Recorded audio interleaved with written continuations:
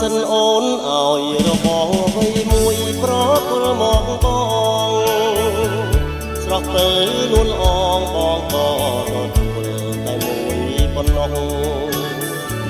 តួអូនឲ្យច្រើនស្ទើរតែរាប់កំអស់បងក៏ទទួលដោយស្មោះតែបងក៏ទទួលយកត្រឹមមួយប៉ុណ្ណោះជាទ្រព្យបកណ្ដាប្រចាំជីវិតស្លាប់រស់មិនគិតរក្សាឲ្យគង់គឺជាស្នេហាដែលអូនប្រគល់ទុកឲ្យប្របង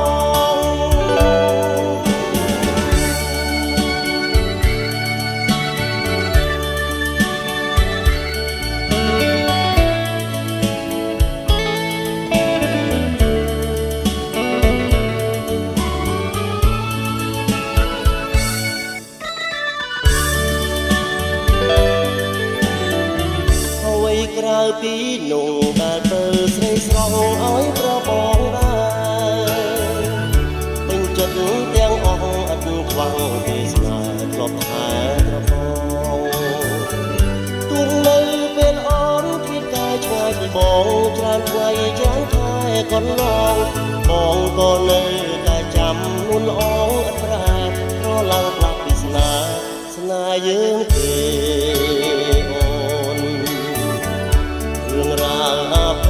បនដាចោលតាមក្បូនចោលទៅឲ្យឆ្ងាយរាយរាប់ជាថ្មីរឿងស្រីនឹង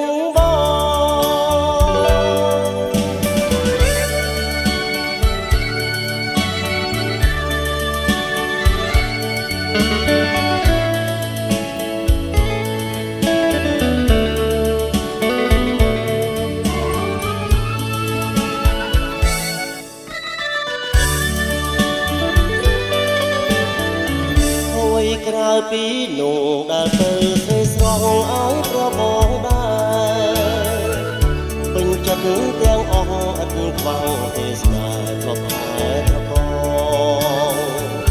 ទោះនៅពេលអូនពីកាយឆ្ងាយពីបងច្រើនថ្ងៃច្រើនខែកន្លងបងក៏នៅតែចាំនួនល្អអត់ប្រាប្រឡាំងផ្លាស់ពីស្នេហ៍យើងទេ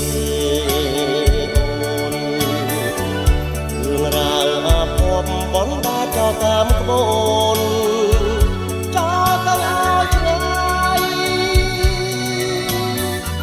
រាយរាប់ជាថ្មីរឿងស្រីនឹងបង